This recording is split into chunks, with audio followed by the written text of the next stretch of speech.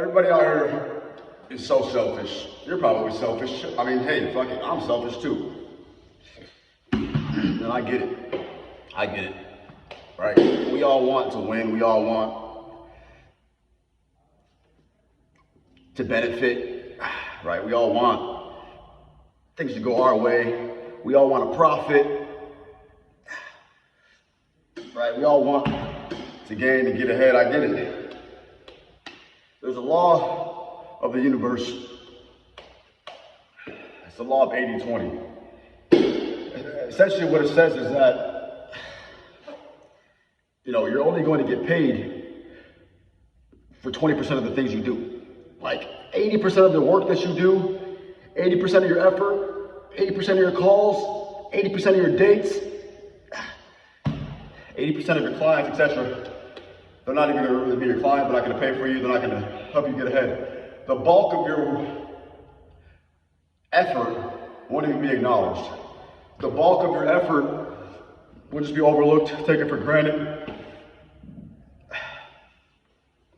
And that's okay, but that means we need to focus on the 20%, because 20% of the people, prospects, women, etc., will pay you, sleep with you, profit, whatever the case may be, right?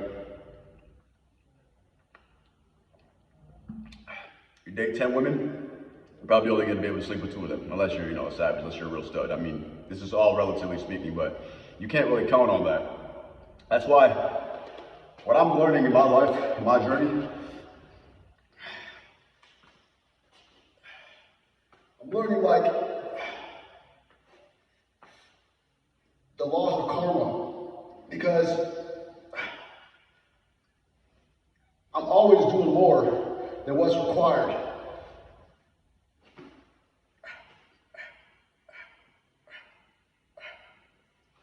You gotta start doing more than what's required. I know there's gonna be some nigga in the comments talking like, oh, why are you only lifting 30 pounds, bro? Chill. I just crushed the whole workout. This is the end of my workout. I'm just finishing it up. Something light. It's not always about going heavy, non-stop, heavy, because life oftentimes is reps, repetition. It's very rare in life that you're gonna have to deal with a massive deal, or massive project, or massive problem. Usually it's a sequence of moments that you need to master.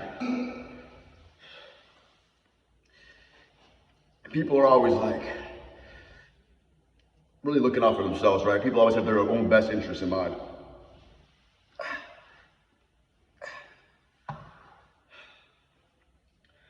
But what I've been doing is just saying, you know what, I understand that and I get that. So let me give people what they want. Let me give people more than what they expect out of me, etc. Because I believe in the laws of karma, karmic debt.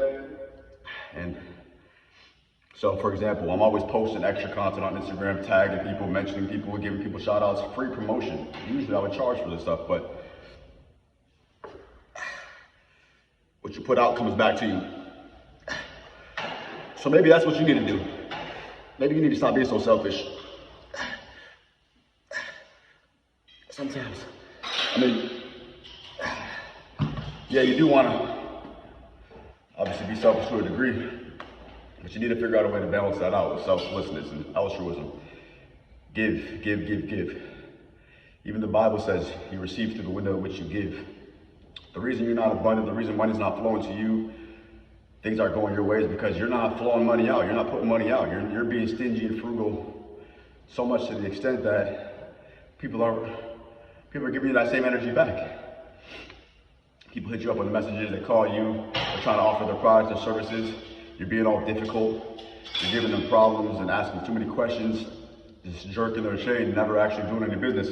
And then you wonder why your business isn't getting any revenue. What do you expect? I'll tell you the truth. The months where I made the most money was the same months where I spent the most money. 20,000 in a week revenue, I'll probably, easily put out 2, 3, 4, 5K that month, or rather that week. Like, it's all perspective, it's all relative, it's all subjective, but you have to understand, if you're just hoarding your money, you're just hoarding onto your stuff, you're blocking the flow, you're blocking the currency. Money is currency. Currency is meant to flow.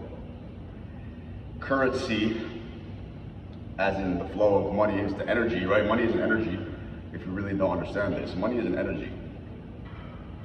And so, you have a bunch of stored up energy, but you're not using it. What are you gonna do?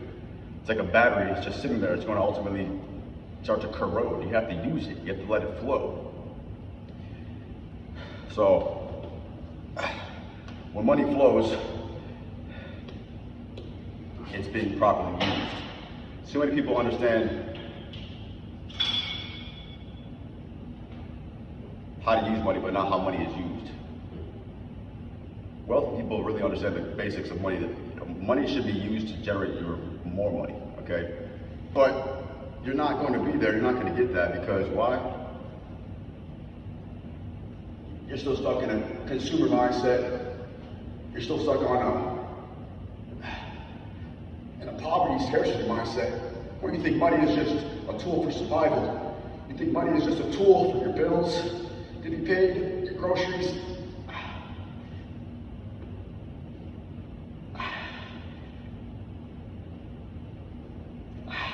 Stuff like that, but it's not how wealthy people look at money. Wealthy people believe in the abundance of money. We believe in the more that we put out, the more we get back. Damn, I got so much hair under this ass, it's crazy. But here's the truth. Well, you probably keep your money in the bank, right? Like I told you, money is currency. Currency, like water, a current. When money's flowing, it goes into a what? A river bank. That's why you keep your money in banks. It's all symbolic. You have to really look deep into what this whole concept is. When we talk about money, we talk about cash flow. Water flows, right? So think about money in terms of flowing, currency, energy, and motion. Every purchase you make, every decision you make that's based on money is based off of emotion. You bought that food because you thought it would make you feel happy and fulfill your hunger. You bought those pairs of shoes because you thought it was going to make you look fly. You know what I'm saying? You took shorty out to the date because you thought she was going to make you feel good later. So everything you do with your money is in correlation to the emotion that you get from it. And you probably you have to check yourself whenever you're spending money or you got bills coming through. How do you feel when you spend money? You're probably all afraid. You might even be scared to check your bank account sometimes. You probably have an anxiety. You might be like worried, like, oh my God, right? Your emotion with money is really important. How do you feel? What's your relationship with money?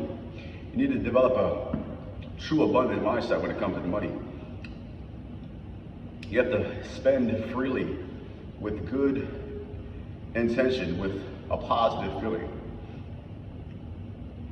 That's how you're going to be able to accept money the same way. The same way you spend is the same way you receive.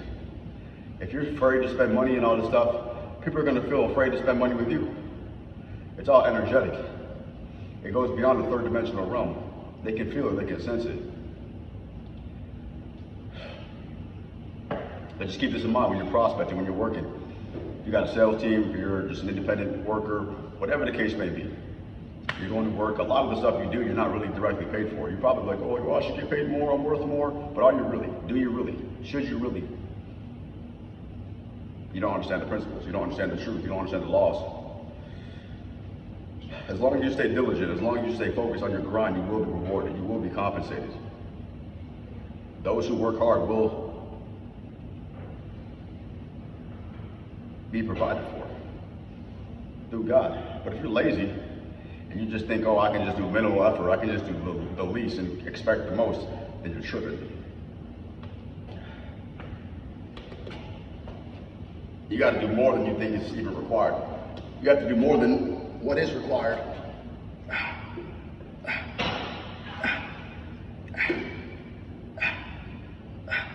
And stop expecting people to see you as valuable as you see yourself. People aren't ever going to pay you what you think you're worth. You think, oh, I'm deserving more, I deserve more, I'm worth more. Your 9-to-5 job, they'll never pay you what you're really worth. Even if you have a decent salary, your little 6-figure job, whatever, it's very unlikely that you're going to get paid what you feel like you're worth, what you really desire you're worth. You want to know the truth? Here's something to think about. Would you cut off your left arm for $1 billion?